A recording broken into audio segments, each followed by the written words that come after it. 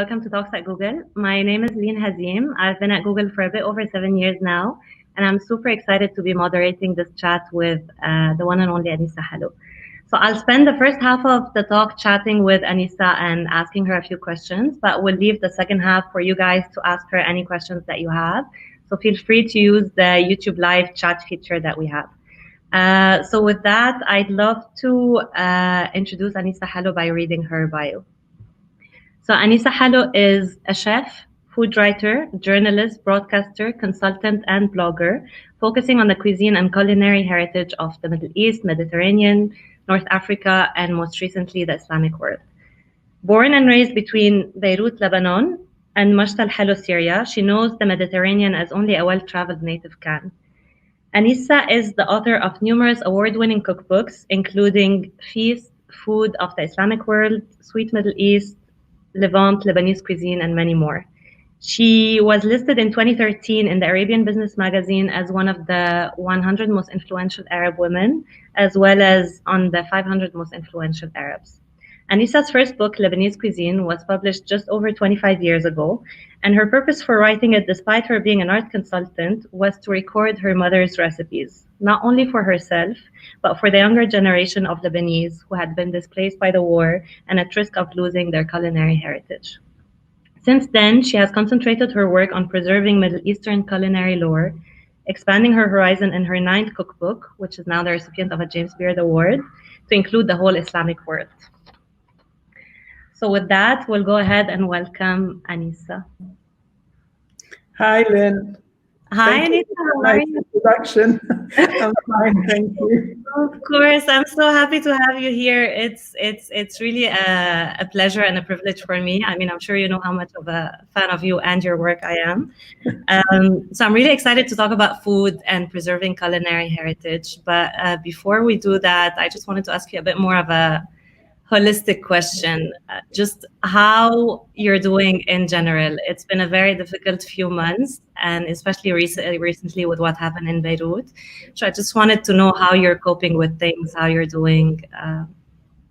Well, I mean, I was as shocked as everybody else was with what happened in Beirut, and as sort of unbelieving, as it were. It's kind of unimaginable that something like this should be allowed to happen in the middle of the city. And as far as COVID is concerned, I have to say that I can't say that I enjoyed it, but I found it quite painless, mainly because I was making ice cream every day and enjoying sort of fairly good food. And my flat has terraces, so I didn't feel like it. But in Italy, we were not allowed to go further than 200 meters. I did break that rule fairly regularly, but just for walking, not for anything else, or shopping, but shopping a bit further than my house.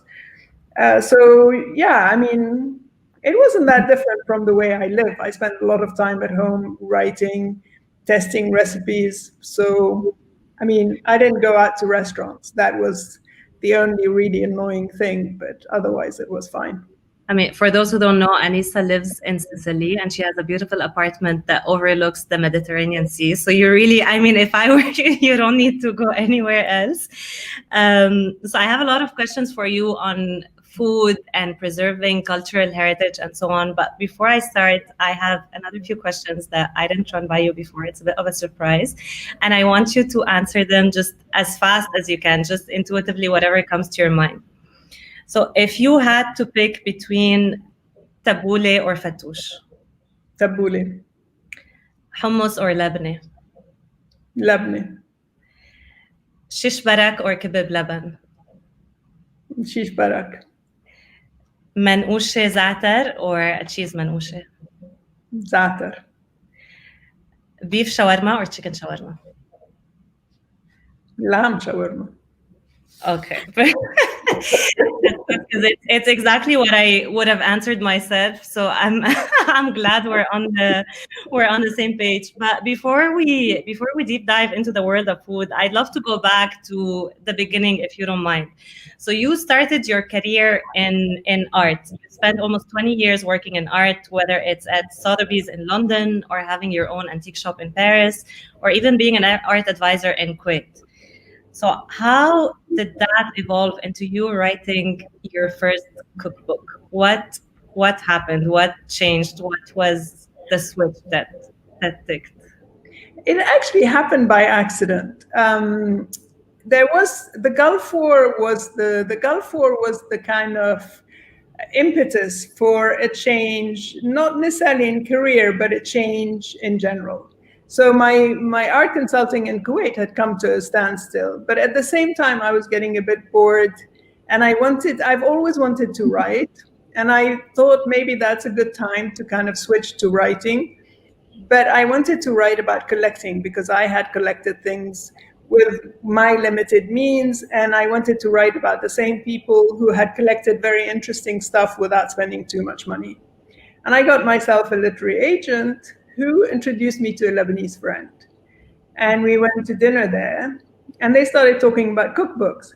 And as I was listening to them, I was thinking there isn't a Lebanese cookbook that is user-friendly for those who don't know the cuisine. Then the Lebanese friend immediately said, oh, there is the Bible by Reyes. Okay. To be honest, I didn't even know Reyes then. But I checked it, and a recipe for chicken would start by, catch your chicken, kill it, pluck it, wash it. And then I thought, in 1992, when was it written, this book? It was first published in 1958. Her uncle was Albert Hourani, the historian, and he was very encouraging. But I thought, I knew nothing about writing cookbooks. And I thought I could write it in 3 months, get my mother's recipes, and then write them. But my agent made me sweat. I spent 6 months writing the proposal. I spent hours in the British Library. I got myself mentors. I started buying cookbooks. I had a boyfriend who had a huge collection of cookbooks. Did you cook at that point?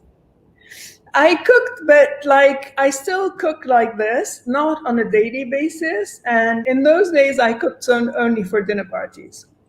So when I invited friends, I cooked. And I didn't cook as much Lebanese food as I cooked European food or whatever that took my fancy. But I was a good cook. I was passionate about food, of course. And I loved markets. And my mother is an amazing cook. My grandmother is even better. And my aunt did everything at home, my Syrian aunt. So I knew a lot about food. And I was very interested in food. And in fact, when I cooked for dinner parties and spent the day in the kitchen, I would think, why am I doing this, wasting my time? It should be a profession. It became my profession. But without me making a conscious, it was just like a whim.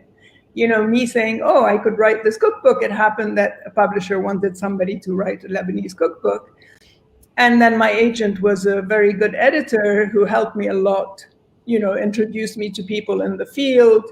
Her father was one of the great food people in London, Alan Davidson, kind of legend. And so kind of by sheer concours de circonstances, I entered into this world and basically succeeded in it. So your first cookbook was the Lebanese cookbook, right? Yeah. Which is basically your mom's recipes. It's basically my mom's book because all the information from her, all the recipes are hers. I mean, I just kind of adjusted the recipes from kamshe, a handful of this and a coffee cup of that, and cook until it's done without saying half an hour or an hour or 2 hours. So I kind of adjusted the recipes to an audience, to a readership who didn't know about that food. And but I thank her, I thank her a lot in the introduction. That's what I wanted to ask you about. Because that's what I wanted to ask you about, because Arab moms, Lebanese moms, they can't really give you a recipe. It's very, they cook with their senses. It's just the way they learned it from their moms. And then, so how was the experience of just trying to document what your mom is doing when for her she's just living her life? It's just natural for her. It's like she doesn't understand why you're asking her how much salt you put. Well, my mother, thankfully, is an angel and a very patient lady and a wonderful lady, unlike me. And we spent months together cooking these recipes and fighting, because my mother would say, but honestly, why are you asking me these questions? And I say, but Mom, you know how to cook these things. I know because I've watched you, but there are people who don't know. And I'm writing this book not only for people who know the food, but people who don't know the food and want to cook it. And the reason why this book was successful was because a lot of people could cook from it, reproduce the recipes without having been to Lebanon, without knowing Lebanese food, to a standard that was totally authentic. It doesn't tell them just get the meat out of the freezer. It explains a bit more what to ask the butcher for. Exactly. So that was the first one, and then what followed is just an evolution. Then when I finished, it was published. It was very well reviewed, and I entered into this world, as somebody who was quite respected. I then decided not to stay into the Lebanese niche because, first of all, it's a very small country. And even though there are regional variations, it is not a field that you can stay in for years and years and years. So my next book was actually not even my idea. It was a publisher's idea on Moroccan street food. But I liked writing about street food. And then I suggested a book on Mediterranean street food. Yeah. And that's where I began traveling for food. So that's what I wanted to ask you. So you started with a Lebanese cookbook, and then Mediterranean, and then you had a book on food from the Levant, and then Middle Eastern, and then finally food from the Islamic world. So what I wanted to tell you is, can you talk to us a bit about the diversity of food that we have in the region, especially for non-Arabs, people not from the Middle East, who kind of group this cuisine together? So what actually groups these cuisines together, but what actually sets them apart? And I wanted to also get your views on why did you choose food from the Islamic world versus food from the Arab world or food from the Middle East, as we know? Well, first, grouping the food, you have distinct regions with influences. The Levant is basically influenced by Ottoman. Let's say Iranian cuisine or Persian cuisine is the mother cuisine. But after the mother cuisine of Middle East and the Islamic empires, let's say. But then the Ottomans came in the 15th century, I think. I have a terrible memory, but anyway. And then they developed a very elaborate cuisine that is basically the cuisine of the Levant. The Levant being where the sun rises, and it's Lebanon, Syria, Jordan, Palestine, Turkey, even bits of Greece, but the Balkans mostly. Yeah. And so even though each country has a different cuisine, you have the same dishes, but cooked differently, like stuffed vine leaves, kibbe, that's called kofta in Turkey and all this. But you notice if you go and eat in Syria or if you go and eat in Turkey, you have the same dishes, but they're treated differently, and they're quite distinct from the Lebanese version. Then you have North Africa, and North Africa changes from where the Ottomans were and where they were not. So Morocco is where the Ottomans were not, and Moroccan cuisine is quite distinct from Algerian or Tunisian. And that Moroccan cuisine is closer to Iranian. And you have the Middle East, Iran, Iraq, Afghanistan even. They're quite close. And then, so you have like Middle East, and then you have the Gulf that goes into the Middle East. That is for the sort of grouping of the different cuisines of, let's say, the Middle East. And there's this habit in the West talking about Middle Eastern cuisine or Middle Eastern food, which is actually inaccurate because you can't group them all together. And I kind of thought about it and decided not to, because Claudia Roden, who's the guru of Middle Eastern food, had written about it. Paula Wolford had written about it. And even though I could bring in a lot of original material, I thought I didn't really want to do something that wasn't entirely original. And with the Arab uprising, the Arab Spring, and actually the vilification of Muslims and Islam, it occurred to me that a positive way to represent the religion and the people was through the food. Yeah. And I thought maybe the foods of Islam would be a very good subject. So I offered that as an idea to my agent, and they liked it. So outside of the Middle East, which countries does it involve as well? The food of the Islamic world? Yeah. Well, actually, it's huge, because you go, like, you have Africa, bits of Africa, North Africa, the Levant, the Middle East. It goes all the way to northwest China, in Uyghur country, Indonesia, which is the most populous Muslim country in the world, and India, Pakistan. I mean, I went a bit everywhere. But how did you, what I think is really nice is that people associate Islam with the Middle East, when in fact it's a lot broader than this. And as you said, Indonesia has the biggest population of Muslim people in the world. But I think also, how did you understand these recipes? I mean, it's a bit easier probably for you to understand recipes from the Arab world, it's closer and so on and so on. But what did you do? You traveled there and then you met local people that introduced you to their recipes, or? Yeah, I traveled not to all the countries. I mean, there are some countries that I missed. Malaysia I missed because of time. But I went, and some African countries I didn't go to because I didn't feel they were safe for me on my own. The same with Algeria, which I wanted to go to, but I didn't. But I went to Uyghur country, I went to Zanzibar, I went to India. I had been to India before, but I went back to India, but to the sort of Mughal cities like Hyderabad, Lucknow. I went to Kashmir. I went to Senegal.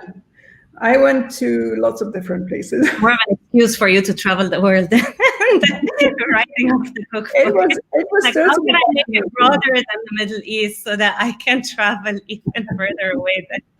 It was totally, I have to say, it was totally fascinating. And I had help from lots of people. I mean, I have quite a huge network of friends and acquaintances in the food world. So I asked for help where I couldn't, manage to meet people on my own, and I cooked with some home cooks. I ate a lot everywhere, on the street, in restaurants. I tried to eat as much in homes as I could. I visited the markets, and so it was totally eye-opening. Then when I went back home to kind of write the recipes and test them, I cross-referenced with my library. As you can see behind me, I have lots of cookbooks. And I did with this online thing, I did a lot of research also on YouTube, because you have a lot of kind of home cooks. You have a lot of videos of cooking videos that are free to access. Some are good, some are not. And I mean, obviously, I've been writing about food for 25 years, so I can make a sort of judgment on what is good and what is not, what is authentic, who is messing with recipes and who's not. So, I did my research, in situ, as it were, by traveling, in libraries or in my own books, using my own books, talking to people as well, writing to friends or to people I knew who were experts to kind of also cross-reference, and then watching these videos, which were quite fascinating, to be honest. So what would you say is your favorite cuisine from one of these countries? After Lebanon and Syria. No, my favorite cuisine is Japanese. It has nothing to do. I bet you don't get any of that in Sicily. No, unfortunately not. You mentioned a point on eating at home and home cooks, and that's one thing I wanted to discuss with you. I mean, one thing that sets the Middle East apart from the Western world is that the stars of cooking are usually home cooks and not restaurant chefs, not restaurant owners. I mean, coming from, I don't know, my mom, my grandma, my aunts, these are the people that I look up to. I don't even know the chefs behind some of the biggest restaurants in Lebanon. Why do you think that is? And is that a good or a bad thing, in your opinion? I don't know if it's good or bad. I think there is something about our cuisine, let's say, I'll concentrate on the Levant because that's where we come from, where the home cooked meals are the great meals. But there is one thing, though, that if you want to eat meze, you're not going to go to your mom or to your grandmother or your aunt or whoever. You're going to go to a restaurant. The reason why home cooks are more sort of revered or respected or whatever is that the profession in the Middle East or in the Levant of a chef is like a job. It's not a creative. They're not seen as creative. And most restaurant owners, rock stars like they are. Hire cooks. They don't cook themselves. I mean, now you have the younger generation and they do interesting things, but it hasn't yet developed into a sort of, let's say, proper movement. Yeah, that's very true.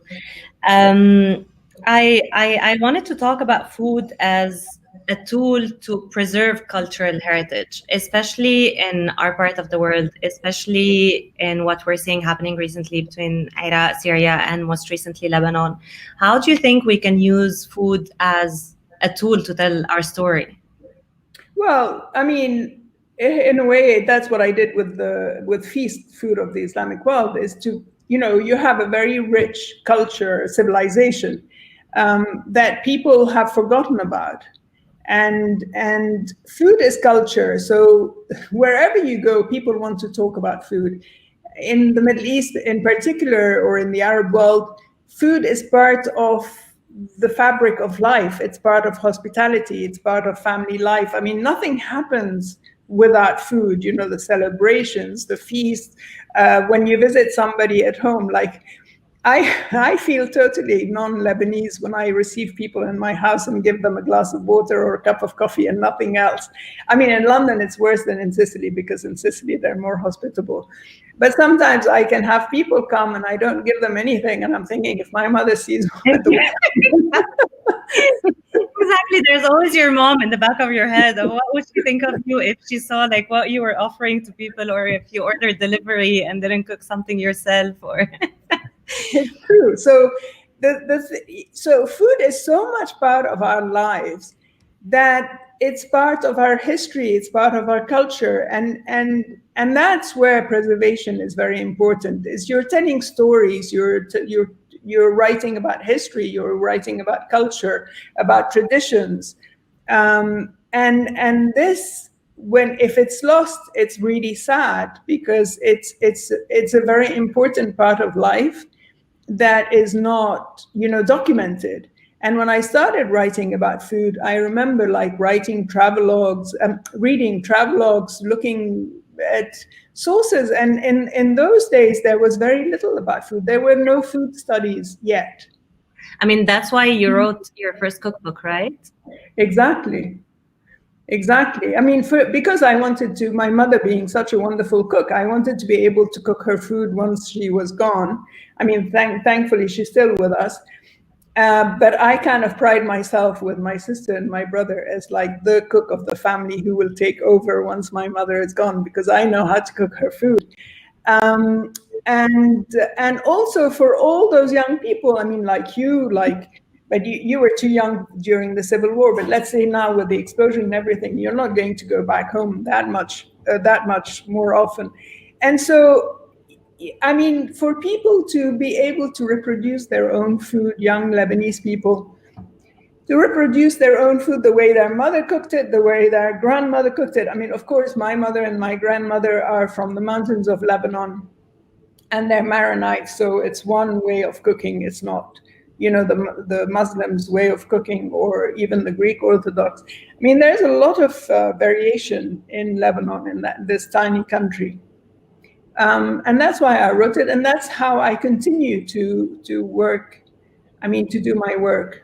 We talked a bit about this previously, and how the refugee crisis in Syria actually affected how people perceive Syrian food, and that they became more aware of the food from Syria. So if you can talk a bit about this.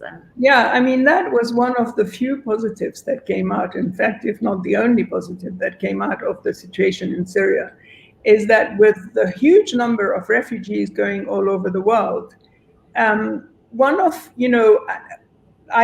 gave a talk in Canada about how they could earn a living having the women, because most of them didn't work at home, is they're all very good cooks. I mean, some are better than others, but they have natural talents, sewing, cooking, preparing vegetables. They have natural talents that they could, to use a modern expression, monetize. And that's what happened, a lot of catering, and there were initiatives, like in Canada, they set up this newcomer kitchen where they asked these ladies to cater. So they cooked like they cooked at home, and they sold their food. And more and more people started finding out about Syrian food, tasting it, knowing about it. More books were published. When I wanted to publish a book on Syrian food like 20 years ago or more, nobody was interested in it. Then there were too many cookbooks about Syria. You don't have a space there anymore. But what do you think as experts? I mean, for me personally, as a Lebanese expert, what can I do to preserve that heritage? What can I do to make sure that we keep this?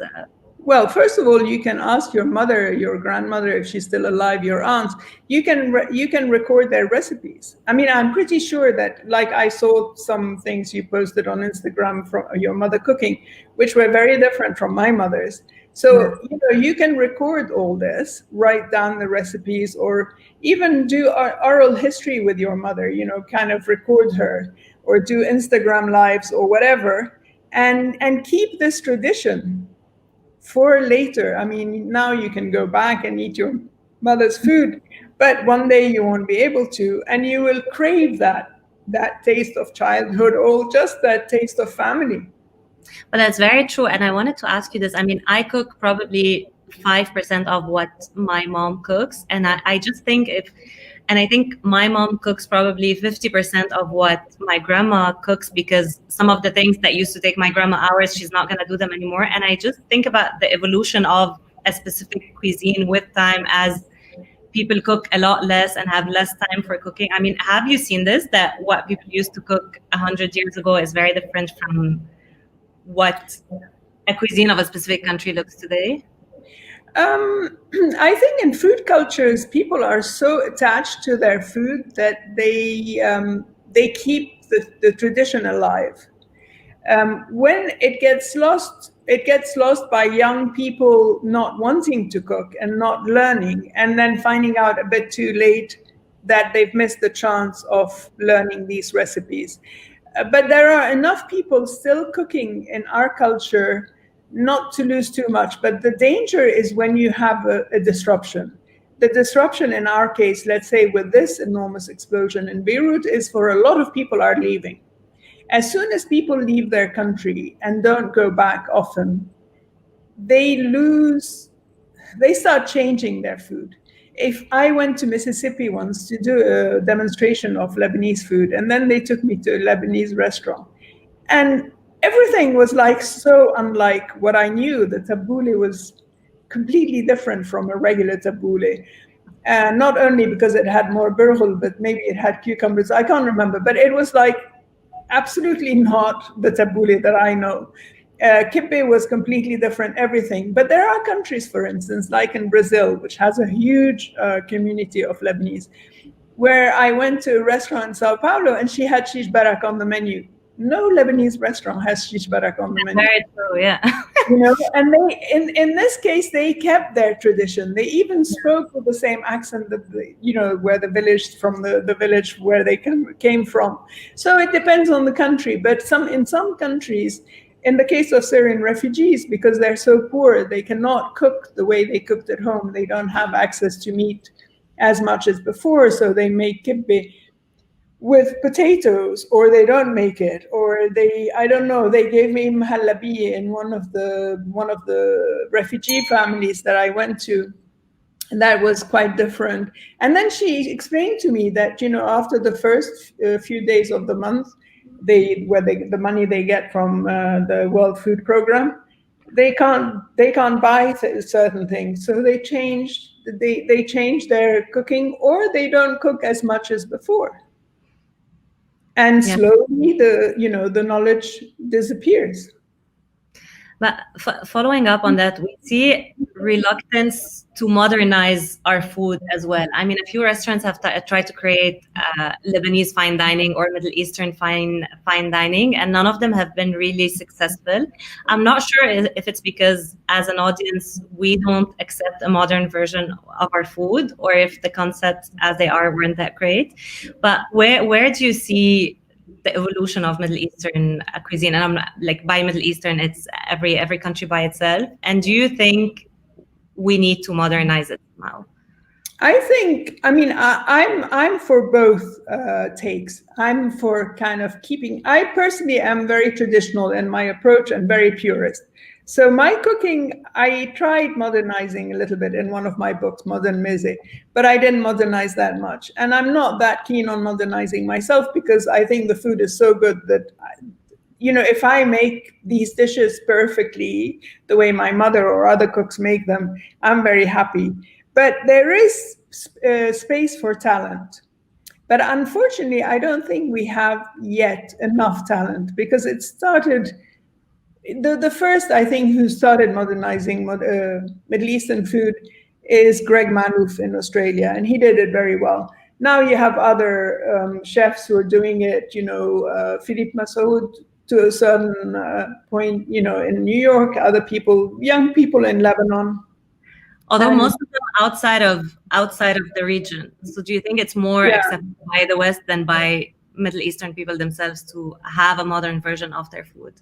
Well, if we take the example of Lebanon, I don't know if you know, I'm sure you know this, but whenever I invite Lebanese people to lunch or dinner for a Lebanese meal in my house, and I'm a good cook, I make like perfect kibbeh, etc. But the first comment would be, it's good, but my mother or my grandmother or whatever. So there is this attachment to the way they know their food. Whether it's their family, their region, or whatever. And because the food culture is so strong, there is this very strong attachment to how the food should be. And almost everybody is a gourmet in Lebanon. I'm taking Lebanon as an example, but Italy could be another example, China, whatever. Wherever food culture is very strong.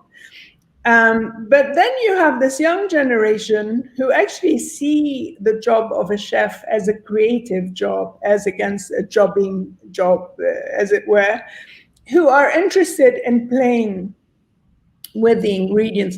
Like there's this young chef, Tarek Alameddin, who worked at Noma and who's trying to do interesting things. Or even, Yusuf Hakiki, who was at Burgundy, who one meal I had there, he had asafir, but in a completely different way. So there are young chefs who are trying to do interesting things. But I think the whole movement is in its infancy still. Yeah, I agree. Thank you, Anissa. We'll go ahead and switch over to some audience questions. So let's see what we have from the audience. If you haven't submitted your question yet, you can do so in the chat window. So the first question is from Jahim. So hi, Anissa, great to have you with us. Of all the Middle Eastern cuisines, which would you say has the best chance of scaling the heights of the fine dining world, and why? Several, I would say. You have Iranian, which is already sort of fine dining when it's done like in a very sophisticated manner, but can be sort of elevated. Moroccan is another great cuisine that can be elevated, Turkish and Lebanese, but Syrian as well.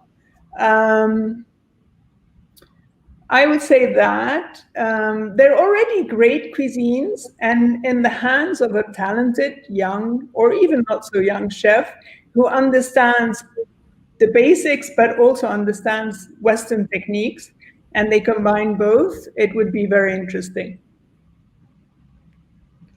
I agree. Let's see what else we have. So from Maya. Hi, Anissa. Thank you so much for being here. You mentioned you went on a discovery of street food across the Mediterranean. What were your favorite street food meals?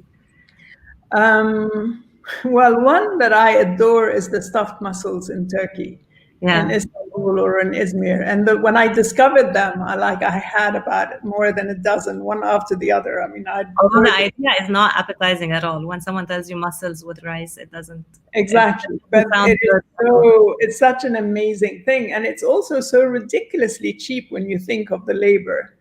But I love the meshwi in Morocco. I also like fatir in Egypt, but they have, or the stuffed pigeons that I had on the street as well, even though it's not particularly street food. And in Lebanon, of course, shawarma. Yeah. And sahla. Street food in Sicily. In Sicily, we have there is a lot of street food during festivals more than every day. But they have one particular specialty, which is milk-fed intestines wrapped around the spring onion and grilled. It sounds terrible, but it's absolutely delicious. We'll move on to the next question. Let's see what else we have from the audience. So from Shifali, if an amateur home cook wanted to write a cookbook to preserve their culture, what's your advice for how they should approach this? Well, a lot of research, a lot of eating with very good traditional cooks, whether it's the family or others, and writing down the recipes in a very accurate manner. And then doing a lot of research on the information around the recipes, social context, history, anecdotes, without being syrupy or sentimental. How do you test recipes actually? Like you get the recipe from your mom and then you do it yourself and then... Yeah, I write the recipe down and then I go into the kitchen and I weigh everything. I do the mise en place. And then as I'm cooking, I realize that, for instance, if I'm doing a bread, there isn't enough hydration, not enough water, so I adjust that. Or, if I'm doing a stew, there isn't enough tomatoes, for instance, for yakhni. So, I mean, usually my mother's recipes, for my mother, her recipes were very accurate, except that I didn't have precise, instructions. So I needed instructions. So you can be given a recipe and half of the instructions are not there. They will say, okay, do this, cook the onions. It doesn't tell you whether they should be golden or golden brown or crispy or whatever. So as you test, you get the right, and then whatever it needs to be. And then you write the instructions and then the measurements as well.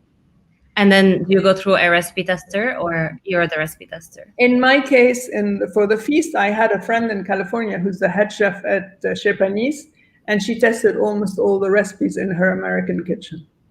That's nice. I had tested most of them and she tested them again. Let's see what else we have from the audience. So Songul is asking you, hi Anissa, fabulous talk, thank you. I'm hungry now. What is, in your opinion, the emblematic dish representing Lebanese cuisine? So difficult. I'm going to get lynched now, but for me, it would be I would say a typical Lebanese meal would be tabouleh, kibbeh bisaniye, laban khiyar. And for those who don't, because I think even those who speak Arabic might not know what kibbeh bisaniye is. It's a kind of meat pie made with minced lamb and burgle, which is cracked wheat, with onion, minced lamb, and pine nut stuffing inside that is kind of highly seasoned with spices, not chili, not hot spices, but just regular spices. So not hummus. I think everybody, what? You don't think hummus is? No, hummus, yes, but no. I mean, hummus is like, has become global, so it's no longer a sort of national dish. It's become a spread. Anything that's spreadable is a hummus. Exactly. Right? And it's become a generic term, which I'm actually quite against. Yeah. But kibbe bisaniye is one of the national dishes of Lebanon. Next time we have you over, we'll do a demo of kibbe bisaniye. Let's see what else we have from the audience. So Alexandra, hi Anissa, thank you for being with us today. If you had to choose a single recipe for a really special occasion, what would it be? I would do Iranian jeweled rice. It's one of my favorite rices. It's a rice that is slightly sweet and savory, and it has pistachios, carrots, almonds, I think, barberries, which are kind of sour. It's a berry that is slightly sour. And orange zest. Yeah. And it's an amazingly refined, sophisticated dish that I actually do sometimes when I invite people with a whole baby lamb. And it takes me like half a day to make it. For something that is sometimes a side dish for other people. But speaking of Iranian rice, how many rice variations do they have? Endless.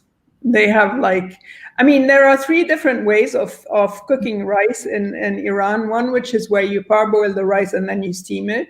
The other is you boil it with enough water so that it absorbs the water completely. It's called kate. The other is called pilau. And then one which is baked, and it's called tahshin. And within these, you have endless. Kate, not so much, but like the pilaus, you have layered. It can be layered with broad beans and dill, or with lentils, or with all kinds of that jeweled rice that is amazing. I mean, there are endless variations. Let's see what else we have from the crowd. So I hope I'm pronouncing your name right. I think it's Abe or Abe. Thanks so much for the suggestion of writing. The Instagram generation won't have anything to pass down to their children except pictures of dishes. What's your favorite Lebanese dish? Well, kibbe bisaniye is one of my favorite, but meshi is like the stuffed vegetables, especially the vegetarian ones, or the cabbage, and that kind of courgette called ara. This is one of my favorite dishes. You told me your mom does a really good mahshi, right? Yeah. So that's a very good book in the Lebanese cookbook. Yeah. All right, let's see if there's any more questions from the crowd. I think we have time for 1 or 2 more questions. So from Aisha, hey Anissa, thanks so much for today. I had to have ice cream while watching the talk. What is the most odd dish you had in the Arab world you did not expect?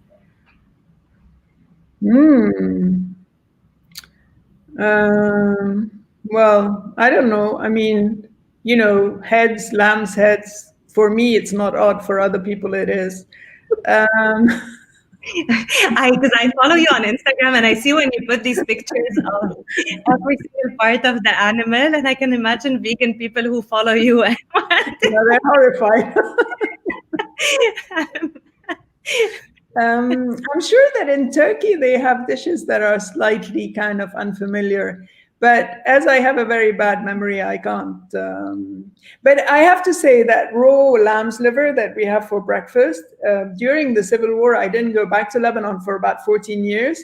And the first time I went back and my mother got me some raw liver, I couldn't eat it the first time.